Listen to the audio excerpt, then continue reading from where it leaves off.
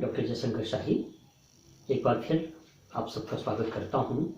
BA तृतीय वर्ष हिंदी साहित्य के प्रथम पत्र से संबंधित इस व्याख्यान में, जिसके अंतर्गत हम निरंतर महाकवि सुरेंद्रनाथ पंत द्वारा रचित कविता मोह पर अनुशीलन प्रस्तुत कर रहे हैं। पिछले व्याख्यान में हमने जाना कि मोह कविता में किस प्रकार से महाकवि पंत ने अपने मन के द्वंद्व का प्रकटीकरण किया है। यह कविता कॉन्फ्लिक्ट की कविता है।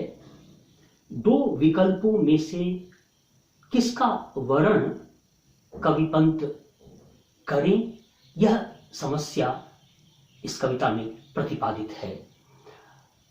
कविता की जो अंतिम अवतरण है उसका हम वाचन करेंगे और उसके भावार्थ और विश्लेषण हम साथ साथ करते चलेंगे। पहले कविता के उस अंतिम अवतरण पर चर्चा।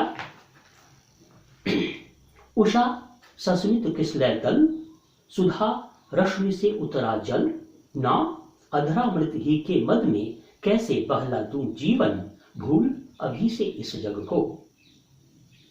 छोड़ ध्रुवों की मृदु छाया, तोड़ प्रकृति से भी माया, बाले तेरे बाल जाल में कैसे उलझा दूं लोचन, भूल अभी से इस जग को।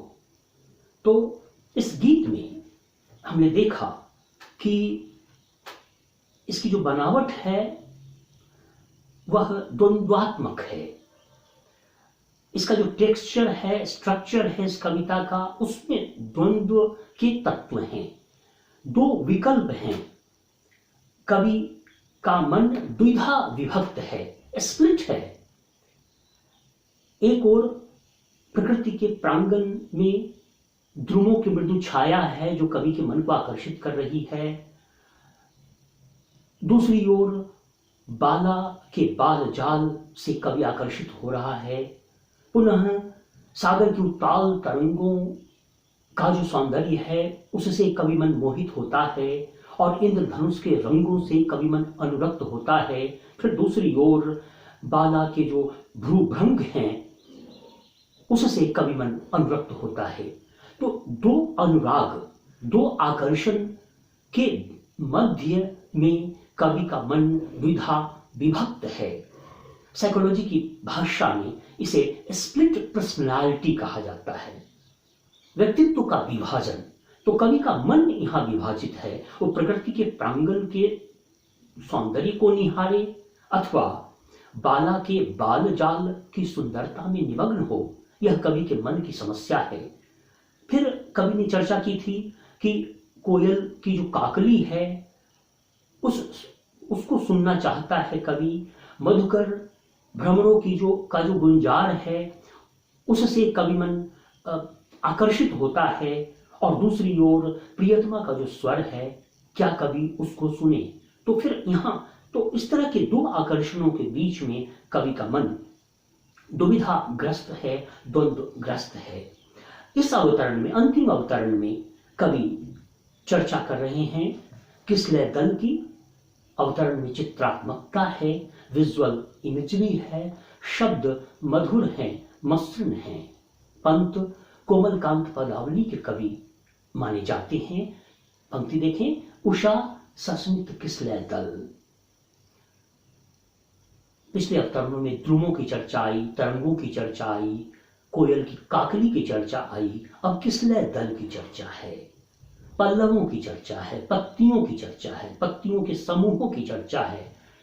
किसलय अर्थात पत्ती, पल्लव, पत्तियों का जो समूह है, पत्तों का जो समूह है, किसलय दल है, उस पर सूर्य की रश्मि विकीर्ण है और ऐसा लगता है कि किसलय दल मुस्कुरा रहे हैं, सस्मित। पत्तियों का जो समूह है वो मुस्कुराता सा प्रतीत होता है कवि की कल्पना में। और उषा, अरुणोदय हो चुका है, तो सूर्य की रश्मियों में स्मृति बिखेरते हुए किसलय दल, यह चित्र पंत कवि प्रस्तुत कर रहे हैं। कविता में पिक्टोरियल क्वालिटी है। किसलय दलों को मुस्कुराते हुए दिखाया है कवि पंत ने। तो हम कहेंगे कि इसमें मानवीकरण अलंकार है, किसलय दल का पर्सोनिफिकेशन किया गया है। जयशंकर प्रसाद ने भी इसी तरह की बात कही थी जब उन्होंने बीती विवाहवी जागरी कविता रची थी। खगकुल कुलकुल सा बोल रहा, किसलय का अंचल डोल रहा, लो यह लतिका भी भर लाई, मधुमुकुल नवल रस गागरी, बीती विभावरी जागरी। वहां किसलय के आंचल के डोलने की कल्पना जयशंकर प्रसाद कर रहे हैं। यहाँ किसलय दल को, पत्तियों के समूहों को मुस्कुराते हुए, स्मृति बिखेरते हुए कवि पंत देख रहे हैं। उषा की रश्मि, सूर्य की रश्मियों में स्मृति बिखेरते हुए किसलय दल का चित्र। तो उषा सस्मित सवर्ण की आवृत्ति है, अनुप्रास अलंकार है, मानवीकरण अलंकार हमने देखा है। उषा सस्मित किसलय दल, सुधा रश्मि से उत्तरा जड़, और एक तो सूर्य की रश्मियों के आलोक में मुस्कुराता हुआ, स्मृति बिखेरता हुआ किसलयों का समूह, और उन किसलय दलों पर सुधा रश्मि से प्रवाहित ओस की बूंदें, सुधाकर की जो रश्मियां हैं उससे प्रवाहित जो ओस की बूंदें हैं, वे किसलय दलों पर शोभायमान हो रही हैं। पंक्ति फिर से देखते हैं। उषा सस्मित किसलय दल, सुधा रश्मि से उतरा जल, पत्तियों के समूह पर ओस की बूंदें झिलमिला रही हैं। चित्रात्मकता, दृश्य बिंब, प्रकृति के प्रांगण का मनोरम नैनाभिराम चित्र कवि पंत प्रस्तुत कर रहे हैं। उषा सस्मित किसलय दल, सुधा रश्मि, सुधा कहते हैं अमृत को, रश्मि कहते हैं किरण को, से उतरा जल, तो सुधाकर की रश्मि से जो जो जो सुधा की बरसात हुई है ओस बूंदों के रूप में, वे ओस की बूंदें, वे शबनम की बूंदें किसलय दलों पर झिलमिला रही हैं सूर्य की किरण में। तो रंग की भी योजना है, साथ साथ अन्य जो चित्र हम देख रहे हैं। उषा सस्मित किसलय दल, सुधा रश्मि से उतरा जल, दल और जल में तुक की योजना। और आगे की पंक्ति, ना अधरा मृत ही के मद में कैसे बहला तू जीवन। कवि पंत बाला से, उस सजनी से, उस रूपसी कन्या से प्रश्न पूछते हैं कि तुम्हारे अधर के अमृत के आकर्षण में मैं अपने जीवन को कैसे बहला दूं, जब मुझे प्रकृति के प्रांगण में ऐसा मनोरम दृश्य मुझे आमंत्रित कर रहा है, जब उषा की किरणों, सूर्य की किरणों में स्मृति बिखेरता हुआ किसलय समूह और उस पर ओस की बूंदें झिलमिलाती हुई। कवि का मन द्विधा विभक्त है, द्वंद्वग्रस्त है कि वह जो सुधा रश्मि, वह जो सुधा से युक्त वो जो ओस की बूंदें हैं उसका आस्वादन करे, अथवा प्रेयसी के अधर अमृत का आस्वादन करे। तो यहाँ जो बिंब है इसे हम आस्वाद या स्वाद बिंब कहेंगे। टैक्टाइल इमेजरी का इस्तेमाल कवि पंत ने किया है। पंक्ति फिर से देखते हैं। उषा सस्मित किसलय दल, सुधा रश्मि से उतरा जल, ना अधरा मृत ही के मद में कैसे बहला तू जीवन।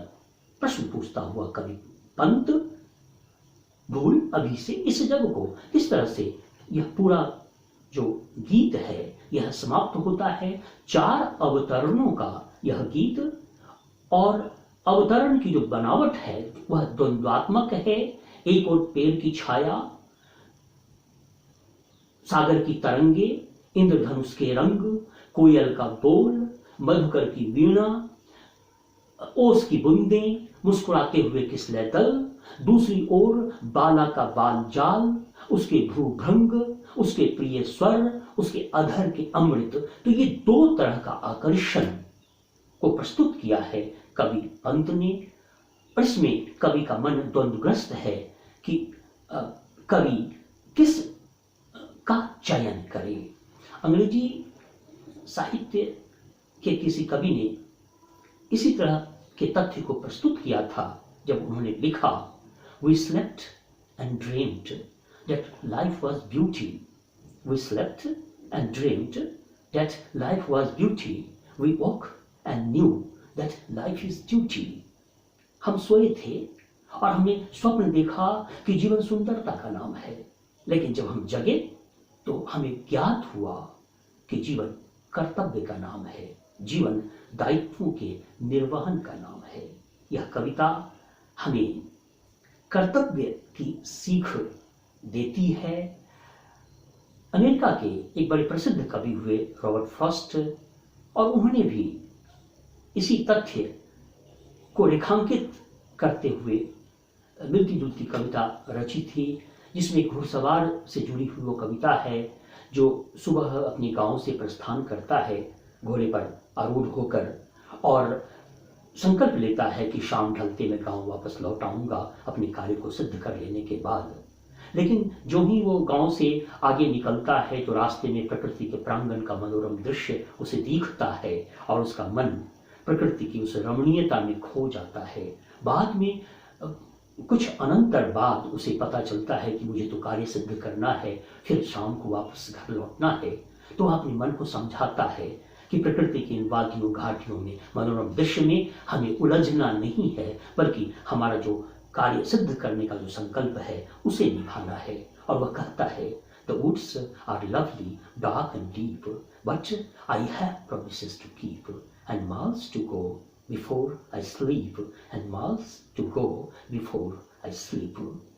ये जंगल बेशक बड़े खूबसूरत हैं, लेकिन मुझे अपने संकल्प को सिद्ध करना है, मुझे अपने प्रयोजन और कार्य को सिद्ध करना है।